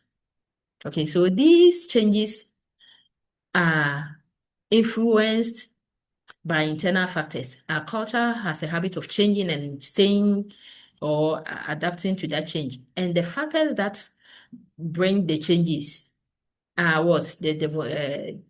Internal factors or external factors. The internal factors can be demonstration, tension, or rebellion. If people want a cultural change, they can demonstrate, like the FGM activists are speaking against it and so on, people creating tension. Okay, so internally people can rebel and they will call for a cultural change. That is internal. But the external change is where we don't have influence. We don't have upper hand like the internal one. Okay, external influences such as media and technology advancement. That word technology advancement here is like an umbrella term. That is where the AI and all AI tools, augmented reality, the gaming systems, and all the apps and the social media and the internet and all those things are coming under this. And these are causing massive and drastic change. On one hand, the change can be positive. On the other hand, the change can be negative. But then, either the change is positive or negative depends on the people. And that is the topic we are looking at, culture and development. In the case where we are able to make sure the change is positive, then our culture has developed, has seen improvement. But in the case where the change is negative, then our culture has what? Deteriorates. There's no improvement. It has not seen any improvement. And it will affect the people negatively. Any positive change that happens to African culture will have positive impact on the people. Any negative change that happens to African culture will have negative impact on the people. Other factors are what? Globalization and modernization. What is bringing globalization and modernity? It's still the technology, because the world has become like, the globe, that globe where you see all the world map. That's what we call the globe. That's how the world has become. Now, because of this technology advancements, internet and all AI and all those things, that has made the world to be a global village, that we are here and we are able to read and know what is happening outside African continent. And then modernization.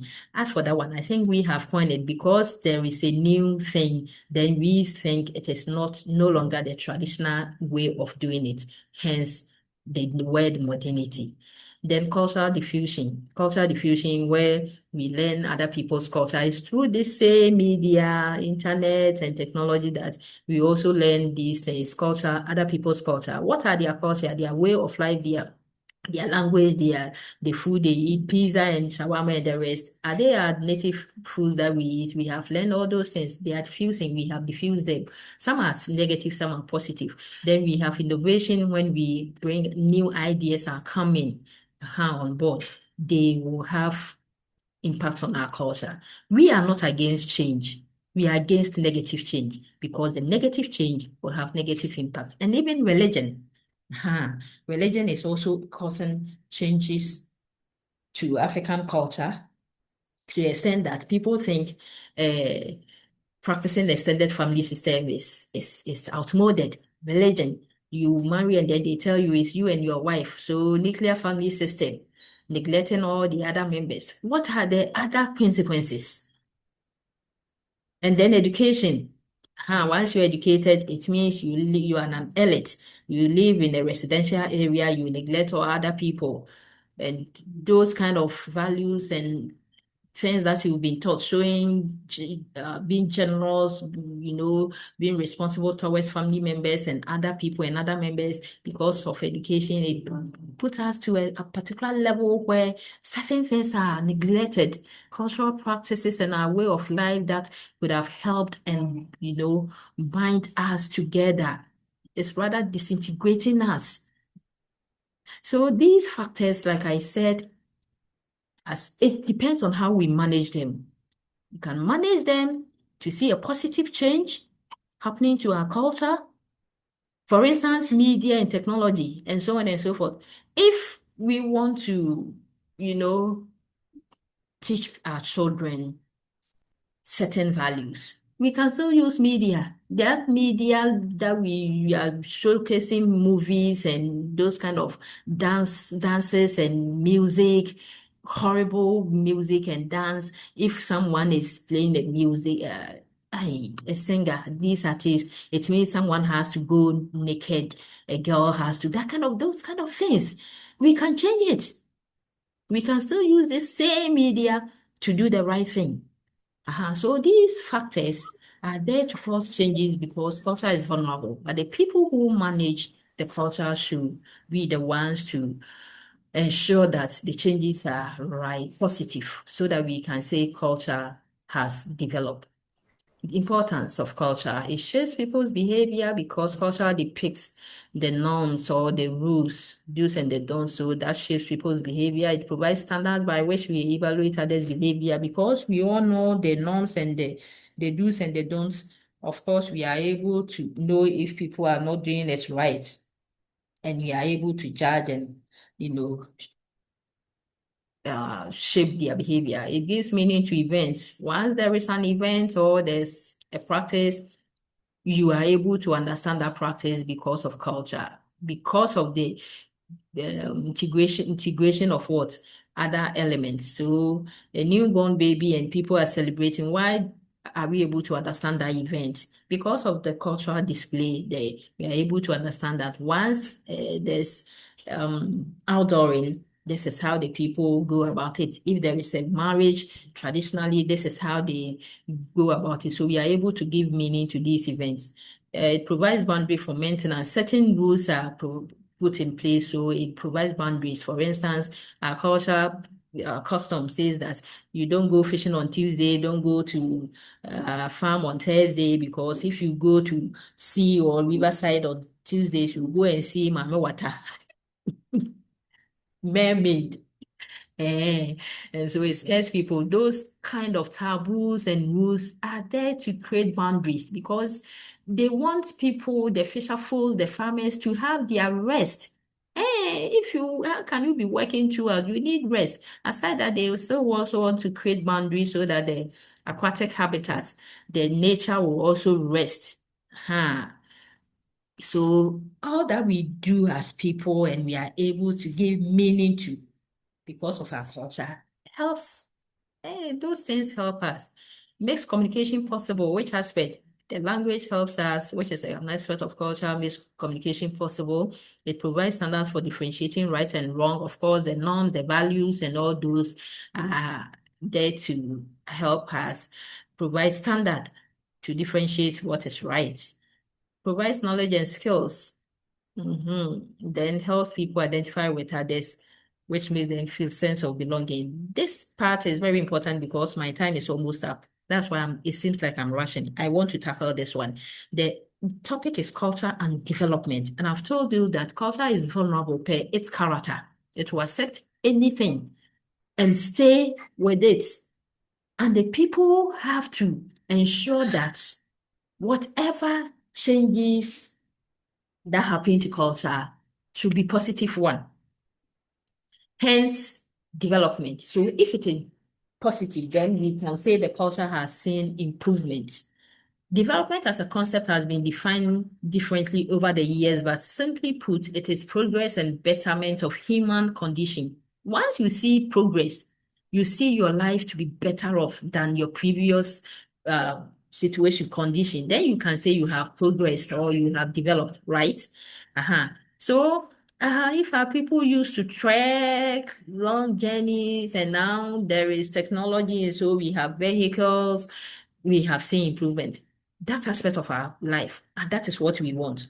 Or in a case where people will use vehicle to just move from one place to another, just to deliver a simple message, and now you have your mobile phone. It's a cultural improvement. Our way of life, that way of life has seen improvement because of technology. That's why I said that those factors that we have mentioned can cause positive and negative changes as well. But once we have the idea that we have idea about development, which means that when there is progress, when human condition and human life is far better off than it used to be, then we allow these factors to bring those kind of change, which will make our lives far better. So UNDP define development as process of widening people's choices and the level of well-being. These choices further concern leading a long and healthy life, acquiring knowledge, and assessing the resources necessary for a decent standard of living. So education was mentioned as a factor that can cause a change to African culture. But education, the positive change it can cause is what? To help people acquire knowledge, acquire certain skills, and then embrace and access other resources. Technology is helping us to access resources, different resources with ease. Do you get it? And that is development. But in a case where it is used or it is causing negative change, then we can call it retrogression and not development. So anything, and let's also not forget that development concerns people leading a long and healthy life. So which aspect of our culture do you think is not, helping us and we need that kind of development? I think our culture, an aspect of our culture, which is the food that we eat. Okay. Now there has been some changes. And those kind of changes are not helping us to lead a healthy, long life. Hence, let's maintain what we have. Or even if we want to improve, change it, that change should bring an improvement. It should be an improvement. There should be an improvement where you eat and you are able to live a healthy long life. Unlike now, the average age is what? 54. Once someone dies at age 60, we think, oh, the person has gone far. For where? In our time now, people are not living healthy, long life. The question is, why? We are looking at it from other factors are there, but because it is culture, we are talking about culture. Then which aspects? We are talking about culture and development, making sure that our culture sees improvement. And that improvement will help the people. So our culture, an aspect of our culture that is not helping us, that has seen changes. And those changes are not helping us to lead a healthy, long life, is the food that we eat. And how we even go about our agricultural activities, and how we even manage our environment, how we even manage nature. Culture lays boundaries on how we, respond to nature. Don't go fishing and those kind of things. Don't be cutting. You don't have to cut down trees, because if the last tree dies, the last man dies. You know, we get the oxygen from the trees because they breathe out oxygen. And then we breathe in the oxygen and we breathe out the carbon dioxide, which the trees or the plants also breathe in. So it is give and take. That is why the adage, when the last plant or tree dies, the last man dies, because it's give and take. I'm able to survive because I get oxygen from the plant. The plant is able to survive because it gets the carbon dioxide from me as a human. Now, if we are not able to, manage our environment and then the food that we eat and even agriculture, which happens to be part of our culture, existence farming, okay, our economic activity, we are not able to do it well. What is correct, what is desirable, what is acceptable. If we are not able to manage the nature, protect the nature, our water bodies, then of course, we will not see development. In the case where we are, doing galamsey, destroying water bodies, cutting down trees because of the way we put up our structures. Even places getting flooded because of the way people put up their structures.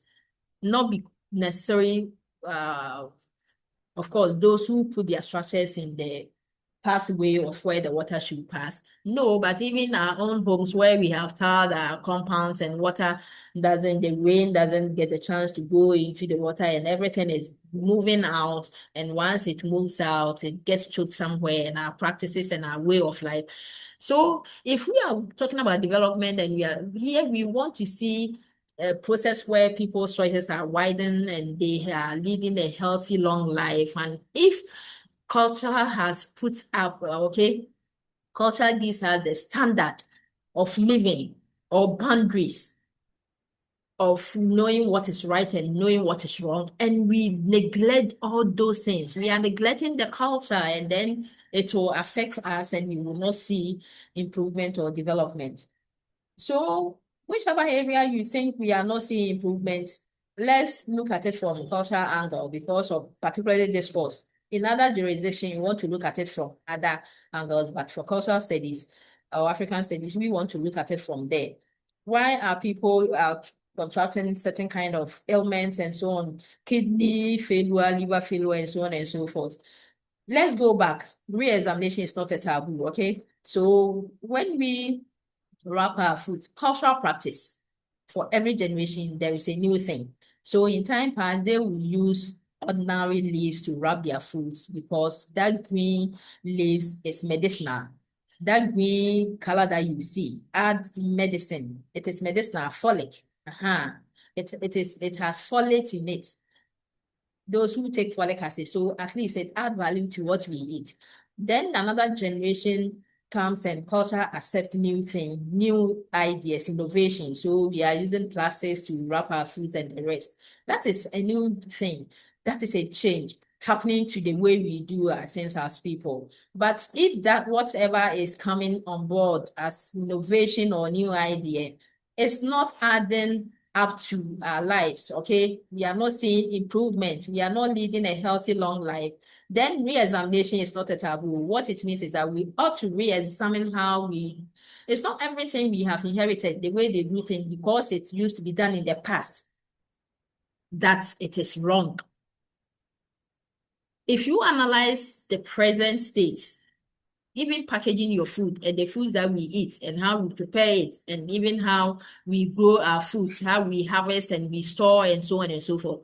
If people are still not leading a healthy long life and people are dying early, people are having issues with their health, their kidneys and so on and so forth, then we ought to re-examine and go for the past practice.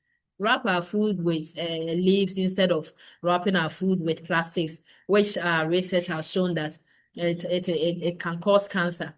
A very hot food, get in touch with these plastics. There's a chemical in it that can cause cancer. Or in a case where people are not leading healthy long life because there's a complaint about what? Kidney failure and so on and so forth.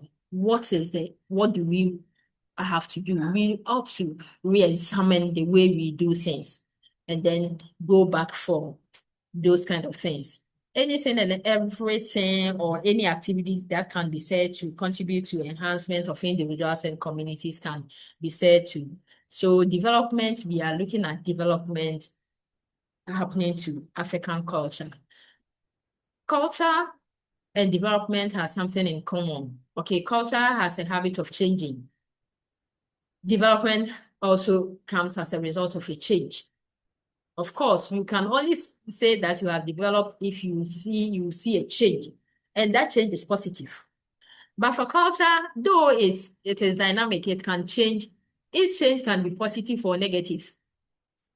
Unlike development, it is only about what? Positive change for you to say you have seen development. But culture can, accept both. It can witness positive change and then as well as negative change. But it downs on the people to act on it if the change is negative so that they will see progress. Development is people-oriented, and for people to see change or to witness and experience development, they have to act on it. That is why we say it is people-oriented and people-centered, such that those who are even developed countries, they still yearn to see more development. So if Africans want to see development, experience and witness it, we have to, act on it. It should be, we should orientate people. And we should focus our attention on how to, see development on every aspect of our lives. Okay, development and other aspects of life. Development takes into account many other aspects of our life. These include our environmental, health issues, cultural goals, objectives. So I've said it over and over. If we want to see development, we are looking at culture. How does culture, come in for us to see development?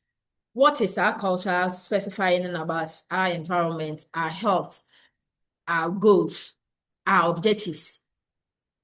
And it should be oriented so that we'll be able to see that kind of development. So talking about environment, culture has placed some certain taboos.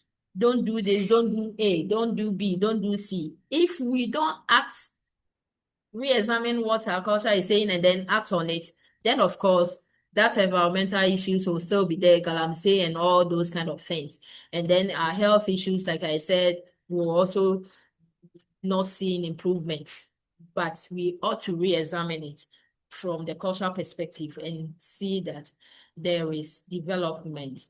And then we ought not to focus our attention on everything that comes from the West. For us to see development, it is not everything that is coming from the West that we should accept as development. Okay. Like I said, those who coming from the West, internet and all those things were coming from the West. But if they are changing and saying that children before age 12, 16 shouldn't be watching or using social media platforms, then it means that it's not everything coming from the West that we want to see it as better. So gay marriage coming from the West, so it is development, modernity, civilization. So we want to accept it. No. Development goes a long way with a sense of assurance, self-assurance, and confidence. When we believe in what we have and we want to use what we have, then we will see development. And we want to look at from here. I want to preach that let's look at it from cultural perspective. What do we have? And how do we manage it? How do we ensure that there is improvement so that it will better our lives? Unless we believe in ourselves first. So when we believe and we have confidence that whatever we have, unlike those who always want to curse themselves and curse the fact that they are Africans, and they are also not going anywhere, they are still here. So when we believe in ourselves and we believe in what we can do, looking at it from the cultural perspective, what is it that we want to do?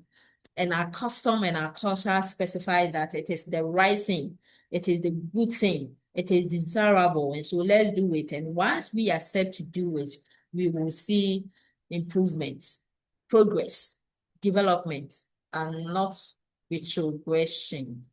So culture and development, in a nutshell, means that Africans ought to understand their culture, the elements of their culture, and then accept the fact that there are factors that can bring changes to their culture. But then they should manage that culture such that the factors will rather bring positive change to those aspects of their culture. And with that, they can see development or call it development. So that is all about the topic. End of show. Thank you. Any question? Any comments? Do you need any clarification? Are we still together? Or some are watching football? Or others are working? Or we are together here? Are we? We are Yes, together. Yes, madam. Okay, so any question? George? I see, George, your hand is raised. Ask your question. Good evening, Madam. Good evening, Senior. Please, thank you very much for the lectures. And I believe that those of us who were having confusion from the beginning, what is the African studies? I believe that based on what you have taught us, we have learned something. Coming back to when you started, you mentioned some acts, ASP. And I think the A is attitude and skill and knowledge. I think but when you are explaining, I made some, you mentioned some hand, hearts, and those things. Can you please help me to understand which one is related to the hand and the heart? I think I missed that part. If you can help me with that. And so I associated the S, which is the skills to the hand, by saying that, okay, so some of the courses that you are reading are practical oriented. So by all means, we train you, okay, in order for you to be able to use your hand to do it. Like the course, I don't know, the course that you just finished, is it microcomputer applications, right? If it is microcomputer applications, then it is a hands-on activity. It's helping you to know how to use the Microsoft Word and Microsoft Excel. So practical, where there's practicality, it means that we are training your hands so that you'll be able to use it to type, to do certain jobs and certain work. So that is the training about the hand. And like I said, some of the courses are focusing education, giving you the knowledge and the skills. So it trains your mind, gives you the knowledge, training your mind, and then it trains your hand, giving you the skills. Meaning that at the end, will be able to use the idea or the knowledge, and then with your hand, you'll be able to act. You should be able to work hard on it. But of course, even those courses, there's still a touch of the heart, attitude, people's emotion. Because if the course you have ethical something, it is teaching you the right attitude per the profession, per the program that you are reading. So that's what I mean by training the hand, training the mind, and training the heart. Touching people's emotions, touching some of them will, of course, you will use your knowledge and your skills outside the premises of DCTU. Sometimes in relationship, how you even handle your relationship. Some of the courses that you have studied, okay, though it didn't touch on marriage, but I am going to touch on marriage. Though it didn't touch on marriage, there are some knowledge and skills that you have acquired and some attitudes you have acquired that even shape your relationship. Because when in a class, they have asked you to be in group and work as a group, work as a team. You learn about people's behavior. You learn about people's personality type. Some are sanguine, some are choleric, some are melancholic, some will not even want to participate, but they want to get the reward. So you learn certain things. So all those things are shaping your attitude. It is not necessarily a particular course saying that, oh, this course there, it is touching or shaping your attitude, but the activities that are involved, they all help to shape people's attitude. Festus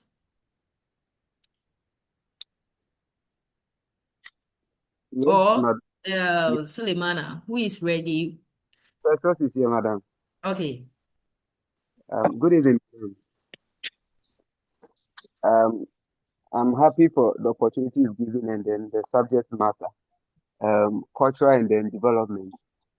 Um, I just like the angle where you are coming from when you said most of our issues, current issues, which is mostly limiting our way of living and even our age on earth, is mostly attributed to um, culture, the way of life or the way of living.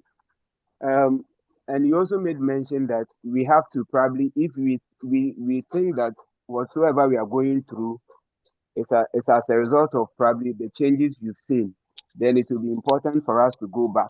So you made mention that, for example, in olden days, they used to wrap our food in leaves, and then that alone is medicinal, contributing to our aging. Now we see plastic packaging of plastics and other things.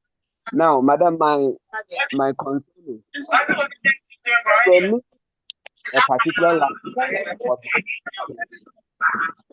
and then we have institutions like FDA, institutions like Ghana Standard Authority, which they are supposed to ensure that whatsoever that is coming from the Western world into our country, if research is done well and it is going to affect our way of living, they should have been in the better position to have put an end to those probably inventions or entry. However, we have these institutions being there, and then they allow certain things to infiltrations to enter into our system, and then in the long run it is going to affect us. So I also think that our institutions needs to be strengthened so that some of these things can be kept. Thank you, madam. Thank you. First also, I'll take it from the last statement. The institution, what constitutes the institution? Individuals. Where are these individuals coming from? Family backgrounds. What values have they received? That is where the problem is. So the institution is not just a structured somewhere, and it's not that structure that is not doing things right, but the individuals who occupy that institution. And these individuals, like I said, if character, attitudes, and values they have, been inculcated with their values, then those individuals who are occupying that institution will do things right. So that is where we are coming from. People's attitude. Those working in that institution, they have the knowledge, that is why they are there. They have the skills, that is why they are there. But do they have the right character? Do they have the right attitude? And if they have the right character and the right attitude, that is where there is a display of their values. And those values, they acquire them from their cultural background, starting from the basic institution, which is the family. And so if that is not, checked, if we neglect our culture, we are in a nutshell, we neglect those norms and those values where we ought to teach people, and they move out from their various houses and homes and they occupy institutions. The institution will not do things right, and the entire society or country will suffer. That is where we are coming from. Thank you. Suleimana. Last one, because our time is up. Mumini. All right. Madam, thank you so much for this opportunity. Please, can I go ahead? Yes. Okay. Madam, please, the whole concept of this African studies is to enlighten us on our African heritage, our tradition, cultures, what we do, and what where we are aiming to get to this 20. But on a level, please, I will just want to find out which type of rice do you like? Do you like the local rice or the imported polished rice? Mumini. Why? Why do you want to find out? I want to be sure before I start my argument. Sorry? This is just quick from you. I like my local one. Of course, my name is Boahemaa Brenya, and I don't Granted, have English name, so you know me. I like my granted, local stuff. I'm not an granted. English woman. So, granted. So means that you are with me. So now this course is part of the component for we to graduate from Senior, can you tech go and other. straight to the question because our time is up? What is your question? No. I just these are just contributions. So one, I have only 3 points. One, the aim of this is what? Tell African story on how the African story, the African way, our rich culture, where we are and what we want to go to. Then number 2 is the contribution to the what? Global stage and group. What is the African contribution to the global stage? And then the final one is to incorporate technology, AI, to promote the rich heritage. So, as we have within this period, it is that it's been incorporated in our model so that by the time we leave GTC we'll be able to what? Tell the African story, Okay, maintain the I don't momentum, and then know. what? I'm not able to follow you. Seriously, I don't know if others are able to follow you and what you want to say. You are telling us about the aim of this course, right? Is that the Yes, please. case? Oh, Yes, okay. yes, All right. please. Thank you very much. Are you done? Thank you. Sure, I'll end it for I'll reserve the other for the next session, please. Okay. So class reps, kindly give me the class list. Like I said, 6 groups, group 1 to 3, those who will opt for online presentation, and then group 4 to 6, those who will opt for face-to-face presentation. But once you are either doing a presentation online or face-to-face, you need to be there. You need to be there. All right. So the questions have already been posted. Kindly look at it and then act on it before the time. Okay. All right. So Thank thank you you very very much much. Yes, for see you next week, God your willing. time. Enjoy All the right. rest of the evening. You too. Thank Have you, a very madam. beautiful week, nice week until we meet next week. Same to you, ma. Thank All you. right. Thank you. Bye-bye. Good night. Bye. Yeah, gracious. Good night, madam. Hey, Gabriel, Charlie, Gabriel. are you there? Yeah. Okay. I better call me. I guess like Miss Budu is still taking you guys or something. I'll call you. All right. Hassan, I better call me.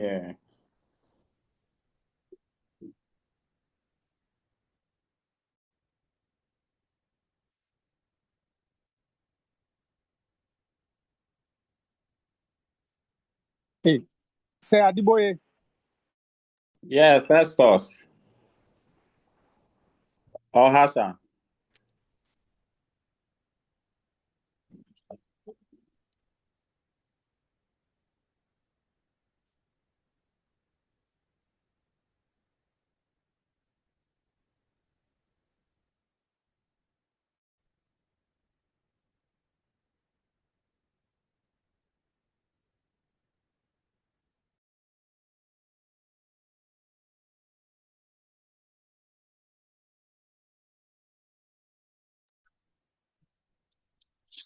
Yeah, Suleiman.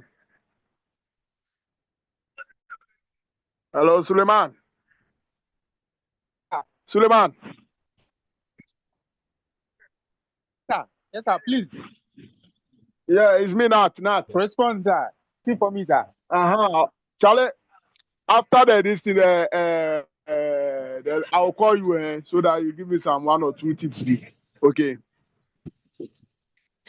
Yes, sir. Yes, sir, senior. Senior, yeah. Okay. All right. So enjoy your weekend. All right. So we'll talk. Thank you very much. All right.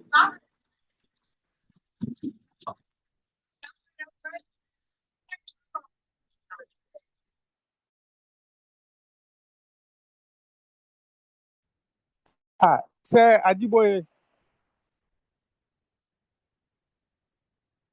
No, it seems he's not on the line. Oh, yes, yes, left. Okay.